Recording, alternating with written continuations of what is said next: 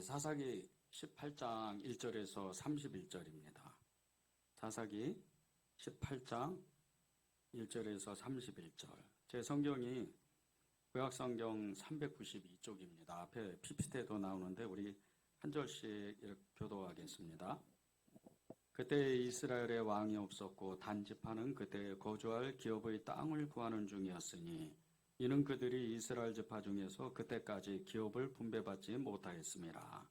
단 자손이 소라와 에스다올에서부터 그들의 가족 가운데 용맹스런 5사람을 보내어 땅을 정탐하고 살피게 하며 그들에게 이르되 너희는 가서 땅을 살펴보라 하매 그들의 에브라임 산지에 가서 미가의 집에 이르러 거기서 유숙하니라.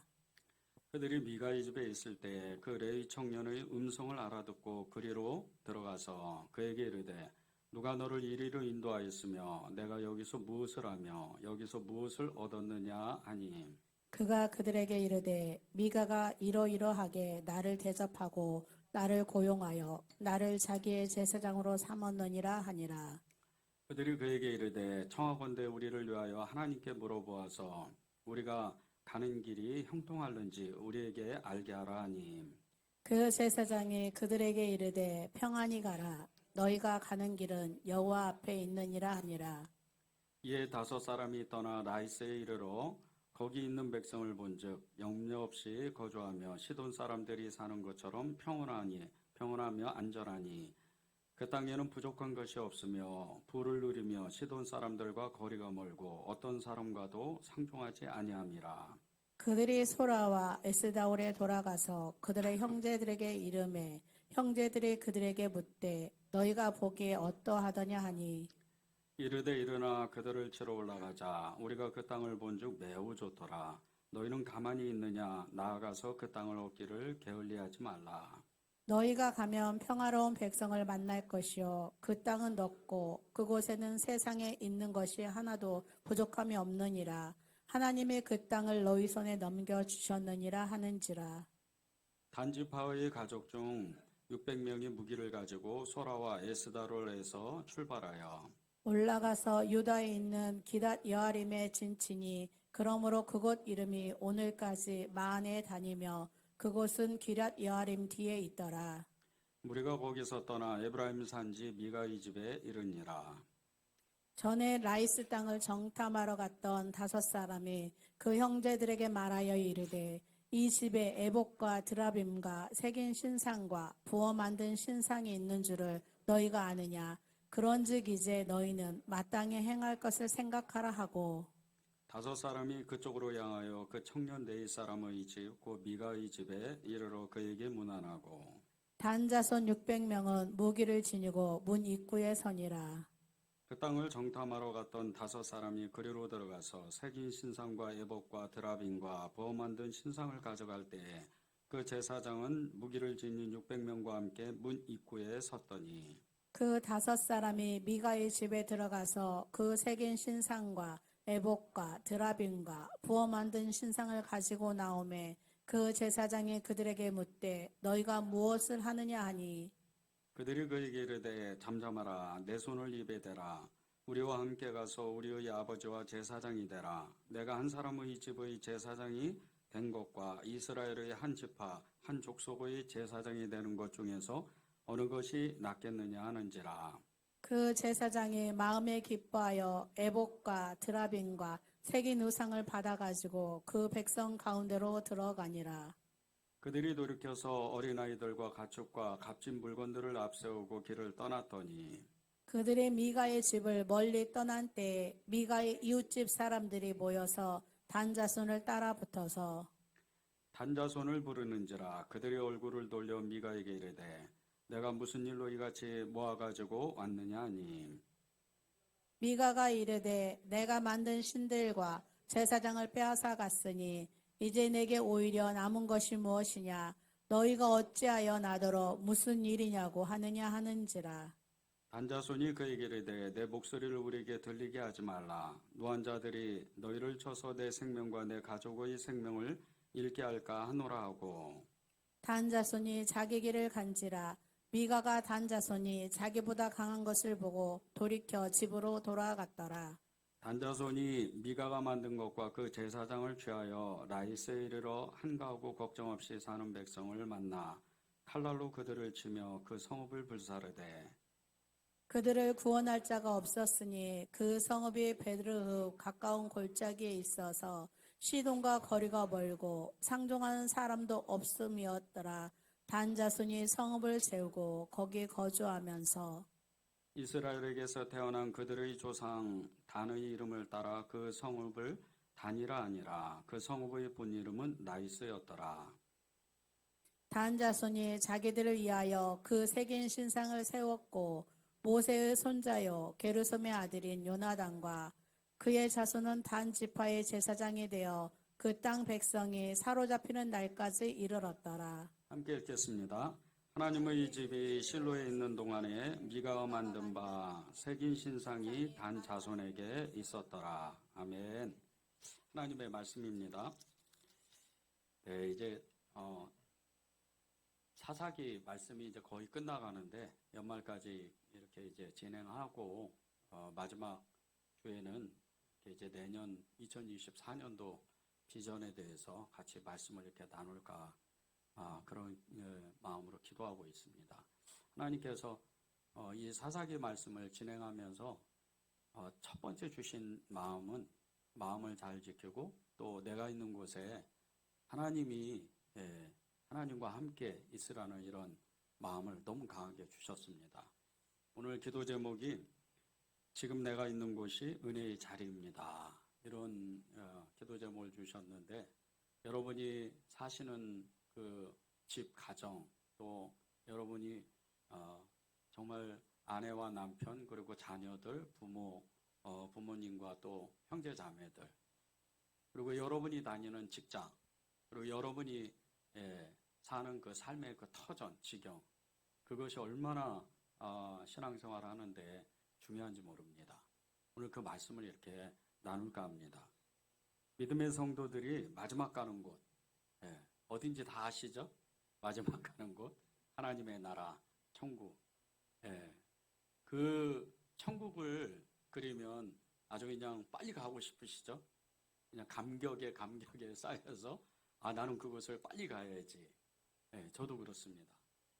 저도 정말 이렇게 저녁에 잠을 잘 때마다 하나님이 주시는 너무 강한 이런 마음이 하나가 있는데 빨리 가야지. 천국을 가야지.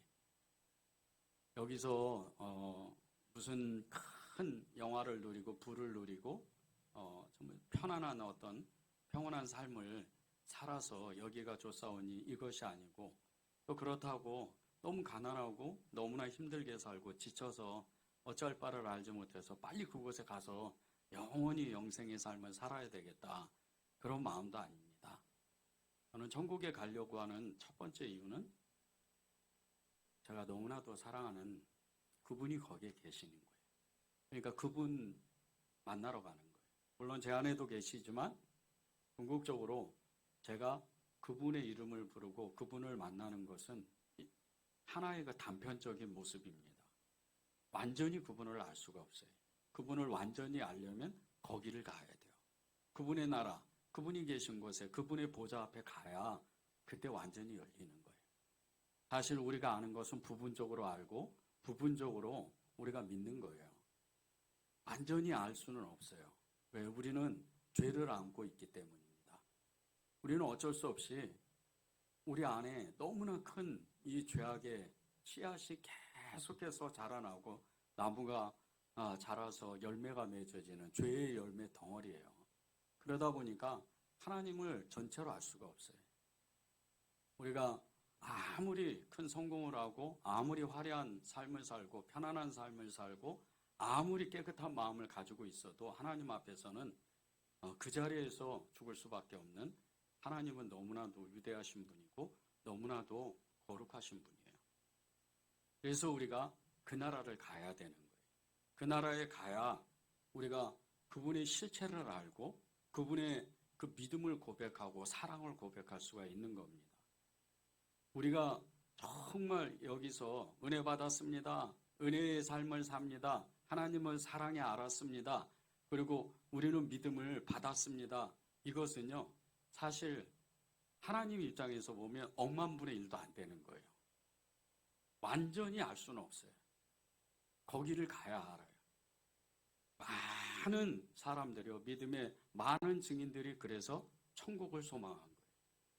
때로는 힘들고 때로는 어렵고 때로는 너무나도 견디기 어려운 그 환경 가운데에서도 그것을 끝까지 인내하며 그 나라를 가기를 소망했기 때문에 어떤 사람은 너무나도 지쳐있고 너무나도 힘든 삶을 살았지만 그것을 인내하고 갔던 겁니다. 그래서 천국을 가는 거예요. 우리가 이 땅에 사는 삶은요, 사실 나그네의 삶입니다. 순례자죠.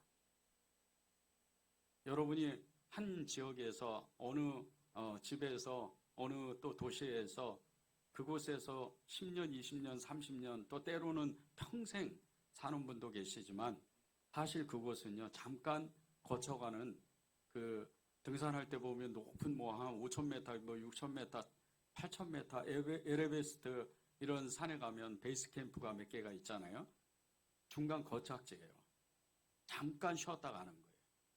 하나님 나라에 가면 시간의 개념이 없고 영원한 시간이기 때문에 여기서 아무리 오래 살아도 90살을 넘기지 못합니다. 100살을 사는 사람은 그렇게 많지가 않아요. 그런 가운데 우리가 7, 80 여기서 살아가는 그 인생은 하나의 정거장이에요. 그 정거장을 잠시 거쳐가는 거예요.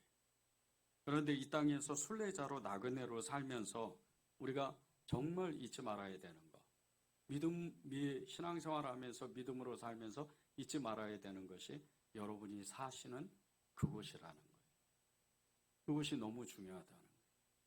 그곳이 하나님을 만나는 장소고 그곳이 하나님과 정말 친밀한 관계를 가지고 사랑할 수 있는 그런 장소라는 거예요. 초대교회 성도들은요, 대부분 천대받고 멸시받는 창녀, 과부, 고아, 노예, 가난한 사람들이 대부분이었어요. 여러분들처럼 이렇게 환경이 좋아가지고 정말 따뜻한 이 겨울에 따뜻한 집이 있고 이런 사람이 거의 없었습니다. 이래서 굶어 죽는 사람, 추워서 얼어 죽는 사람, 이런 사람이 대부분이었어요. 그런 사람들이 예수님을 믿었습니다. 중세시대 때는 더했어요. 중세시대 때는 일부 귀족들을, 이런 사람들을 빼고요. 일반 백성들은 거의 그냥 질병 한 번 오면 패스트라 그러죠. 3천만 명 가까이가 유럽 전역을 덮어서 귀족들은 그래도 많이 안 죽었어요. 다 백성들이 죽은 겁니다. 예수 믿는 평민들, 그냥 일반인들이 그렇게 죽어나간 거예요. 그런데 그 초대교회 사람들, 이 중세 사람들, 믿음의 증인들은요, 자신이 사는 곳을 떠나지 않았어요. 늘 그곳에서 주님을 붙잡고 주님을 사랑하면서 그분을 예배하고 그 척박한 환경에서도 믿음을 지켰습니다. 히브리서 11장 35절 37절에 보면요, 그런 사람들이 나와요. 제가 세 번역으로 읽겠습니다. 여자들은 죽었다가 부활한 가족을 다시 만났습니다. 또 어떤 이들은 고문을 당하면서도 더 좋은 부활의 삶을 얻고자 하여 부태어 노연하기를 바라지 않았습니다. 또 어떤 이들은 조롱을 받기도 하고 채찍으로 맞기도 하고 심지어는 결박을 당하기도 하고 감옥에 갇히기도 하면서 시련을 겪었습니다. 또 그들은 돌로 맞기도 하고 톱으로 켜이기도 하고 칼에 맞아 죽기도 하였습니다. 초대교회 사람들 대부분은요, 순교합니다. 그런데도 자기가 사는 그 집을 떠나질 않아요. 자기가 섬기는 교회를 절대 안 떠나요. 자기가 속해 있는 공동체를 절대 벗어나지 않았어요. 그곳에서 끝까지 인내했고 그 끝까지 주님을 의지하면서 그렇게 믿음을 지켰습니다. 이 사람들에게 주님은 엄청난 상급, 천국을 주신 거예요. 이 천국을 주시면서 그 믿음을 주시면서 끝까지 인내로 그 믿음을 지킬 수 있도록 하나님께서 그들을 축복하신 겁니다. 여러분들도 여러분이 사는 그 지역, 그리고 여러분이 사는 가정, 여러분이 다니는 그 직장, 그것은 하나님의 축복이에요. 어떤 분은 직장에서 너무나 힘든 정말 생활을 할 수도 있어요. 좀 말도 안 되는 이런 직장에 어떤 불합리한 이런 일을 당하기도 하고, 동료들이 모함하기도 하고, 직장 생활이 너무 힘들어가지고 어찌할 바를 알지 못할 정도로 직장을 옮겨야 되나 그런 고민을 하는 분도 계세요. 집안에서는 또 이 마음이 안 맞아가지고 종교가 달라서 정말 이 남편이 아내를 미워하고 아내가 남편하고 싸움을 하고 부모와 자녀 간에 서로 의견이 맞지 않고 형제들 간에 사랑하지 못하고 끊임없이 미워하고 다투는 그런 가정도 있어요. 그런데 그곳이 하나님의 축복의 장소라는 거예요. 때로는 어떤 사람은 이웃과 정말 도저히 얼굴을 보기 싫을 만큼 그런 정말 나를 해롭게 하는 그런 이웃과 옆집에 살면서 그렇게 하루하루 살아가는 분도 계십니다. 그런데 그것이 하나님이 주신 축복의 장소라는 거예요. 지금 내가 사는 이곳, 내가 믿음을 지키는 이곳이 은혜의 자리라는 거예요. 하나님이 여러분을 늘 기다리면서 늘 격려하면서 하나님이 여러분에게 믿음을 주시는데 그 인내의 자리를 지켜내면 반드시 하나님은 상급을 주십니다. 그런데 오늘 나오는 이 단자손, 이 말씀에 나오는 단자손은 자기의 그 소명을 온전히 감당을 못해요. 하나님이 이 12지파에게 땅을 다 나눠주었는데 이 단지파에게도 좋은 땅을 주셨어요. 그런데 이 좋은 땅을 분배받고도 그 땅을 차지하지 못하고 떠돌이 생활을 해요. 1절을 보겠습니다. 그때 이스라엘에 왕이 없었고 단지파는 그때 거주할 기업의 땅을 구하는 중이었으니 이는 그들이 이스라엘 지파 중에서 그때까지 기업을 분배받지 못하였습니다. 땅을 단자손이 분배받지 못하겠다고 이렇게 1절에서 말씀하고 있어요. 근데 이 1절의 말씀은요, 땅을 분배받지 못한 게 아닙니다. 사실은 땅은 이미 분배를 받았어요. 자기들이 감당을 못한 겁니다. 여호수아 19장 40절에서 46절에 보면요, 단자손이 받은 지역이 얼마나 넓은지 소라와 에스다롤에서 시작해서 요빠 맞은편 땅까지, 바다 근처에 있는 그 땅까지 거의 엄청난 땅을 받았어요.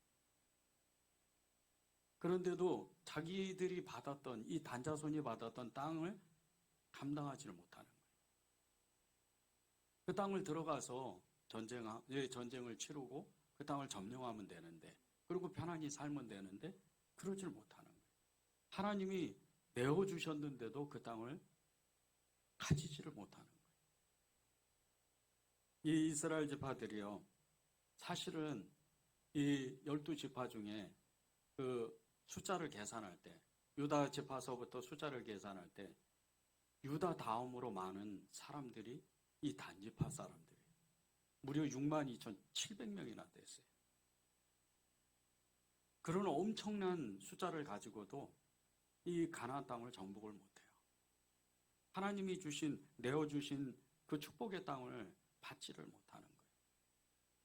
그리고 그들은 이제 떠돌아다니기 시작을 해요. 왜 이 단자손이 자신들이 하나님이 주신 그 자신들의 땅을 차지하지 못하고 이렇게 떠돌이 생활을 했을까요? 그것은 단지파가 힘이 없어서 그런 것도 아니고 가나안 이 사람들이 엄청 강해서 그런 것도 아니에요. 물론 이 가나안 땅에 있던 사람들, 특별히 아모리 족속, 이 아모리 족속은 엄청 강한 족속입니다. 대단한 힘을 가지고 있었어요. 한 부족인데도 국가와 같은 힘을 가지고 있었어요. 사사기 1장 34절에 보면요, 아모리 족속이 단자손을 산지로 몰아넣고 골짜기에 내려오기를 용납하지 아니하였다는 말씀이 있어요. 그러니까 평지의 땅을 받았는데 산으로 쫓겨가는 거예요. 아모리 족속이 얼마나 강한지. 이 아모리 족속이 가지고 있는 무기는 철병거입니다. 철로 만든 무기들이에요. 근데 청동기 시대에 철을 가지고 전쟁을 벌이는 이 사람들, 국가나 어떤 이 부족들, 이런 사람들은 강력한 힘을 가지고 있었어요. 그래서 이집트가 고대에는 가장 강력한 나라였던 거예요. 세계 대제국을 이룬 거죠. 철병거를 가지고 있었기 때문에. 근데 이 아모리 족속이 아무리 강해도요, 아무리 뛰어난 민족이라도 사실 단자손을 이길 수는 없어요. 왜 그런 줄 아십니까? 단자손 주변에는 11부족이 그 11에게 또 지파가 유다 이 지파를 중심으로 있었기 때문이에요. 그냥 손만 내밀면 돼요. 도와달라고. 근데 단자손이 그러지를 못하는 거예요. 이 단자손은 아모리 족속을 이기지 못한 것은 궁극적으로는 하나님을 의지하지 못했어요. 의지하지 않는 거예요. 1절을 다시 한번 읽겠습니다. 그때 이스라엘에 왕이 없었고, 그때 이스라엘에 왕이 없었고. 이 말씀을 이렇게 들으면 사사기의 그 유명한 말씀이 나오잖아요. 17장 6절에 보면 그때 이스라엘에 왕이 없으므로 사람마다 자기 소견에 옳은 대로 행하였더라. 왕이 없어서 사람마다 자기 옳은 소견대로 행하였더라. 이 말씀이 사사기의 중심되는 말씀이에요. 근데 이 뜻과 이 말씀과 지금 오늘 이 사사기 18장 1절에 그때 이스라엘에 왕이 없었고 이 말씀은 전혀 뜻이 달라요. 이 사사기 18장 1절의 말씀 그때 이스라엘에 왕이 없었고 이 뜻은요. 왕 같은 사사들이 이스라엘을 지키고 있었어요. 사사에게 가서 하나님의 사람인 이 사사에게 가서 우리를 좀 도와주십시오. 이 아모리 족속이 너무나 강합니다. 이렇게 손만 내밀면 도움을 요청하면 하나님께 의지하면 이 단자손은 그 땅을 차지할 수밖에 없는 그런 놀라운 축복을 받게 돼 있었어요. 그리고 이 단자손 주변에는요 에브라임과 유다 지파가 있었어요. 땅을 분배받을 때 가장 강력한 이 에브라임 지파 그리고 유다 지파가 바로 옆에 있었어요. 그런데도 그들에게 그 지파들에게 도움을 요청하지 않는 거예요. 이 모든 것이 궁극적으로는 하나님을 의지하지 않는 거예요. 자기 마음대로 결정을 해버리는 거예요. 하나님은 늘 이 단지파에게 정말 축복하고 싶고 그들을 세우고 싶고 그들의 이름을 계속해서 이어가기를 바랬는데 이 단지파는 하나님이 주시는 축복의 땅을 아주 그냥 헌신짝처럼 내버리고 그리고 유리방어하며 떠돌아다니는 떠돌이 신세가 돼버리는 거예요. 이때부터 단지파가 망하기 시작합니다. 이때부터 단지파는 저주받기 시작을 해요. 저주의 길을 계속해서 가는 거예요.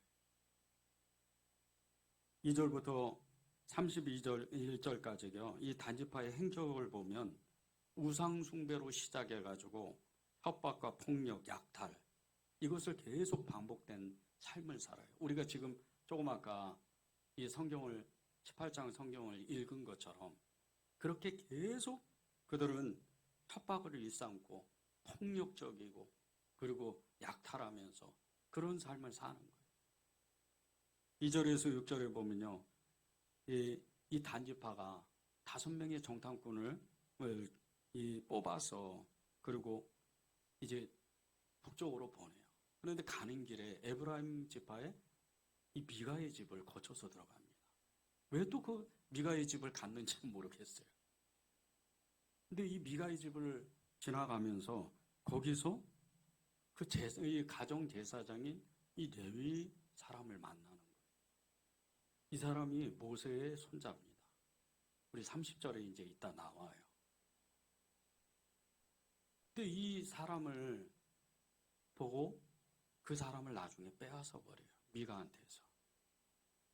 그리고 7절에서 10절에 보면요. 라이스 곧 네셈 땅이죠. 이게 네셈 땅이에요. 근데 이 라이스 땅에 가가지고 북쪽 끝에 있는 땅인데 이 땅이 어디냐면요. 이스라엘의 가장 북쪽에 있는 아람 그 옆에 있는 그 끝에 있는 북쪽 땅이에요. 거기까지 왜 올라갔는지 몰라요. 거기 가지고 올라가서 이 라이스 땅에 도착을 합니다. 그리고 그 땅을 정탐하는 거예요. 그 땅을 정탐해서 보니까 그 주변에 아람도 멀고 그리고 이 이스라엘 백성 땅 받은 땅하고도 좀 멀고 그 주변에 강한 민족도 없고 국가도 없는 거예요. 그리고 평화롭게 사는 거예요. 먹을 거 입을 거 그리고 모든 1년 그 사시사철 아주 편안하게 사는 그런 나이스 사람들을 보는 거예요. 그런데 그 사람들을 보고 그 땅을 보고 욕심을 냅니다. 11절과 31절, 11절에서 31절에 보면요. 이제 드디어 이제 이 단자손이 600명의 군사를 뽑아가지고 이제 행진하기 시작을 해요. 그런데 이것은 무슨 전쟁을 정말 거창하게 일으키려고 가는 게 아니고 약탈하러 가는 거예요. 그리고 가서 첫 번째 미가의 집에 들어가서 미가의 그 집안에 있던 에봇과 드라빔, 이게 우상이에요. 엄청나게 비싼 돈을 들여서 만든 이 에봇과 드라빔을 다 뺏어버려요. 그리고 그것도 모자라가지고 그 레위 자손인 이 제사장을 빼앗아 버리는 거예요. 30절에 나오는 모세의 손자 요나단입니다. 그래서 그 사람들을 다 뺏어가지고 가는데 아니 미가가 가만히 있어요. 동네 사람들 다 불러가지고 쫓아오지. 쫓아와서 왜 우리 물건을 도둑질하고 제사장까지 뺏어가느냐. 그런데 거기다 대고 600명이 그 미가와 그 마을 사람들을 둘러싸고 협박을 하는 거예요. 죽을래? 이러는 거예요. 죽을래? 그래 미가가 무서워가지고 집으로 간 겁니다.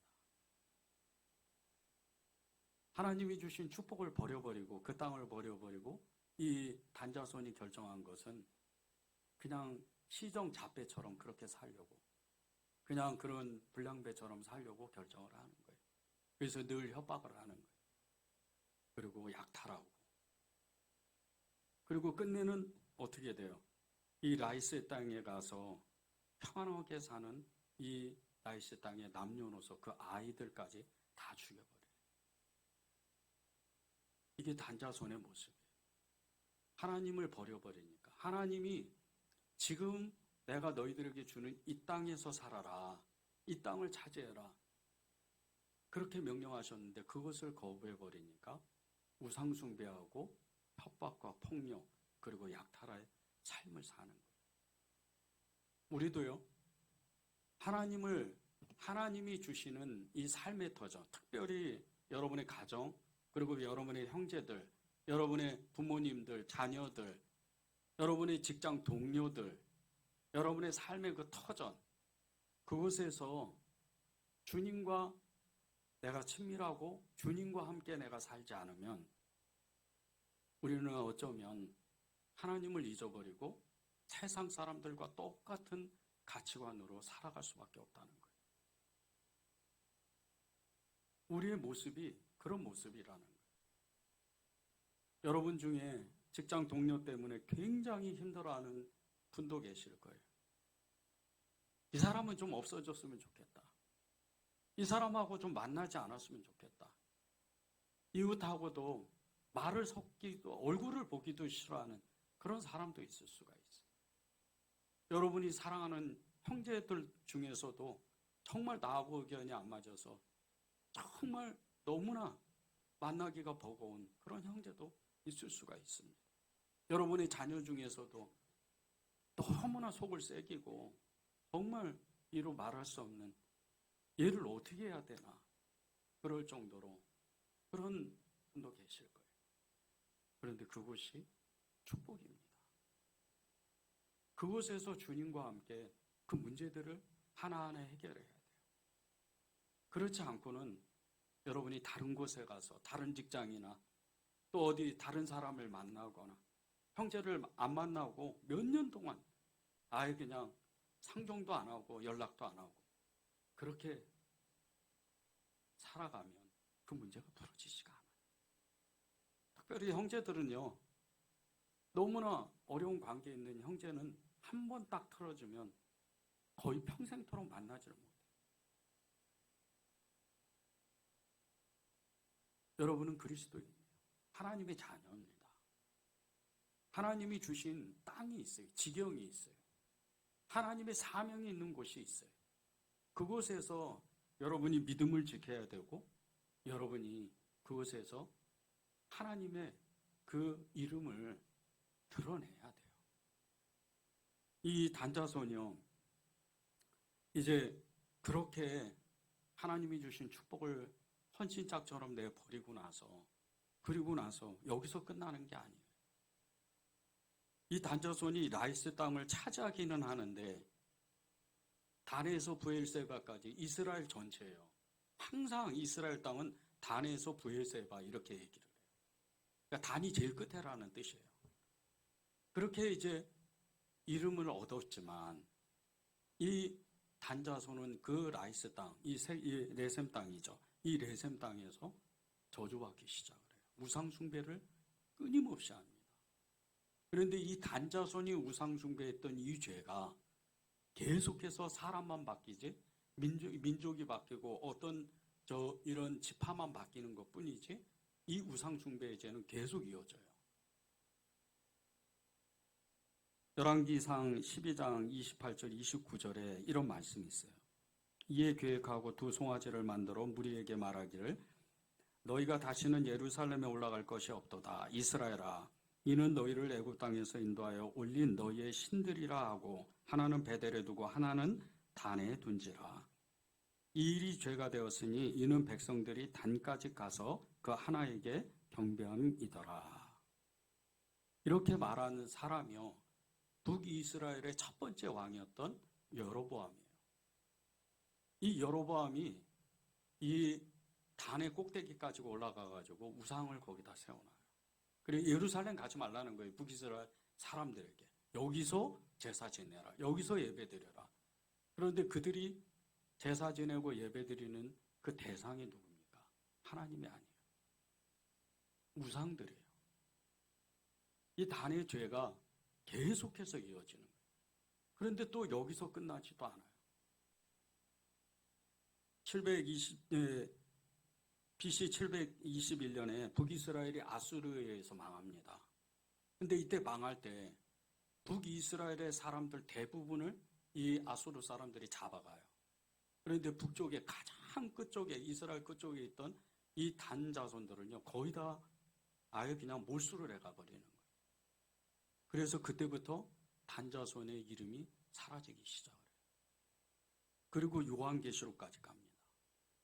요한계시록에 가면 인류의 마지막 끝에 하나님이 14만 4천의 인친 사람들을 그 지파들의 이름을 부르는데 이 단자손이 빠져버려요. 저주받은 거죠.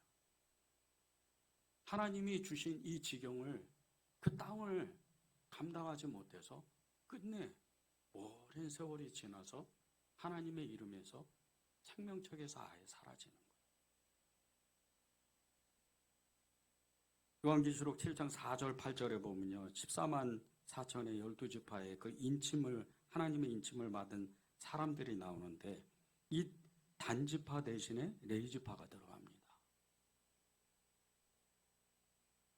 그럴 정도로 이 단지파의 죄는 너무나 컸어요.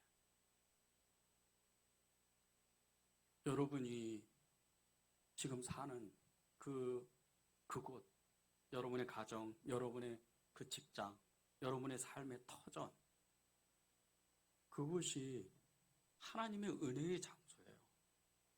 그것을 벗어나면 안 됩니다. 하나님은 그곳에서 여러분을 기다리고 계시는 거예요. 그곳에서 사랑하고, 그곳에서 용서하고, 그곳에서 인내하는 거예요. 그러면 끝내 하나님이 그곳에서 그 문제를 해결하시는 거예요. 그 사명을 감당하고 축복하시는 거예요.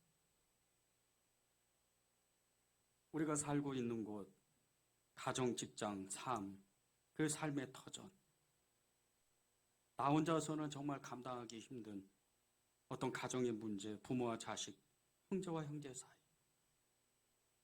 직장에서 나 혼자만 정말 이 해결할 수 없는, 나 혼자 해결할 수 없는 이 문제, 엄청난 이 문제, 아무 이유도 없이 나를 미워하는 상사와 동료들, 이런 문제들을 해결하는 건요, 그곳에 계신 주님이에요. 여러분은 그분께 손을 내밀면 돼요. 도와주세요. 저를 도와주셔서 이곳에서 평안하게 삶을 살 수 있도록 하나님이 저를 축복하셔야 됩니다. 이 라이스의 땅에 살던, 이 네셈 땅에 살던 사람들은요, 단자손이 오기 전에는 너무나 평안한 삶을 살았어요. 아무도 간섭을 안 했기 때문에. 그들은 자급자족하면서 너무나 평안한 삶을 살았어요. 우리도 똑같습니다. 하나님께 손을 내밀면 그곳의 모든 문제들이 해결되기 시작해요. 하나님은 전능하신 분이잖아요. 하나님은 천지 창조되신 분이잖아요. 그분은 못하시는 게 없으시잖아요. 없는 것을 있는 것처럼 부르시는 분이시잖아요. 그분께 손을 내밀면 하나님은 역사를 하시는 거예요. 한 곳에, 한 지역에서, 한 직장에서요, 끊임없이 인내한 사람이 어떻게 성공하는지를 보십시오. 삼성전자의 그 전 사장이었던 고동진 사장님이라고, 이분은요, 평사원들의 입지전적인 인물이에요. 직장인의 롤모델입니다. 그냥 평사원으로 시작해서 대한민국에서 가장 큰, 어떻게 보면 가장 좋은 기업이잖아요. 이 삼성전자의 사장까지 간 사람이에요. 평사원으로 출발했어요. 무슨 대단한 학교를 나온 것도 아니고 대단한 백이 있는 것도 아니에요. 그곳에서 수십 년 동안 끊임없이 그는 인내했고, 그는 성실했고, 그는 늘 열심히 살았어요. 이런 대기업 같은 데서의 직장 생활하다가 하면 사람의 관계가 얼마나 어려운지 몰라요. 특히 대기업에서는요, 직장 생활하기가 어려워요. 줄을 잘 타야 됩니다. 그런 가운데서 평사원으로 시작해서 사장까지 갔다, 삼성전자의 사장까지 갔다. 쉬운 일이 아니에요. 결코 있을 수 없는 일이에요. 이 고동진 사장이 어렸을 때 너무나 가난했어요. 그래서 중학교 때 그가 이렇게 다짐을 했어요. 내가 40살이 되면 점심때 언제든지 불고기 백반을 먹을 수 있는 사람이 될 거야. 결혼하면 그 후에 50대 이후에는 적어도 돈 걱정 없이 나는 살 거야. 이렇게 결심을 했어요. 그리고 그는 삼성전자에 들어가서 정말 피나는 노력을 합니다. 엄청난 정말 인내를 가지고 그러고 살아가는 거예요. 그리고 끝내 그가 사장이 돼요. 이 고동진 사장은요, 갤럭시 그 신화적인 인물이에요. 그렇게 삼성전자가 어려웠을 때 2018년 3월부터 2022년 2월까지 5년 동안 삼성전자 사장을 지내면서 그 엄청난 난관들을 다 뚫고 정말 이 기업을 그냥 견고하게 세운 그 그룹의 회장님이 정말 신뢰하는 그런 사람이었어요. 그런데 이 고동진 사장이 진짜 성공 비결은요, 인내였어요. 물론 이 고동진 사장님도 그의 꼼꼼한 성격과 냉철한 분석력, 그리고 끊임없는 노력이 있었어요. 그런데 가장 중요한 건 인내였다는 거예요. 사람에게 참아내는, 환경에 참아내는 그런 인내를 가진 거예요. 그것을 믿음으로 가졌어요. 나는 반드시 이곳에서 성공한다. 이곳의 사장이 되겠다. 그런 믿음을 가졌어요. 그리고 그는 끝내 정말 성공한 그런 사람이 되는 거예요. 우리의 믿음이 성공하려면요, 우리가 있는 그 삶의 터전, 그곳에서부터 시작을 해야 돼요.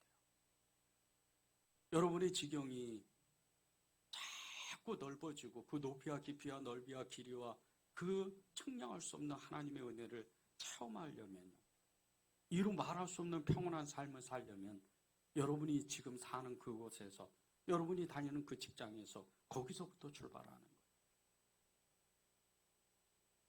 그러면 하나님이 성전에서 흘러가는 그 물과 같이 처음에는 정말 발목에서 무릎에서 허리로, 그리고 찬이란 이런 강의 은혜와 같이 여러분을 축복하시는 거예요. 하나님은요, 어디 정말 대단한 장소에 가서 대단한 어떤 능력을 받고 대단한 어떤 사람의 힘을 힘입어서 믿음을 잘 살아보라고 한 적이 성경에 어느 한 군데도 말씀하신 적이 없어요. 모든 성경의 인물들이, 그런 사람들은 처음부터 시작을 하는 겁니다. 처음 그 장소부터. 여러분이 처음 예수님을 고백했을 때 그 어떤 장소가 있어요. 어떤 시간이 있어요. 그때를 생각해 보세요. 그때 얼마나 뜨거워요. 모든 걸 다 내어버리고 저는 주님을 따라가겠습니다. 저는 주님만 사랑하겠습니다. 그렇게 고백했잖아요. 내가 아무리 환경이 어려워도 정말 힘든 삶을 살아도 전 주님을 따라가겠습니다. 그렇게 고백했잖아요. 그곳으로 다시 돌아가요. 그곳으로 다시 돌아가서 주님을 붙잡는 거예요. 주님께 손을 내미는 거예요. 이 손을 붙잡아 달라고. 그리고 내가 있는 이곳에서 하나님의 은혜를 경험하는 거예요. 이사야 41장 우리 10절 읽고 기도하면 좋겠습니다. 두려워하지 말라.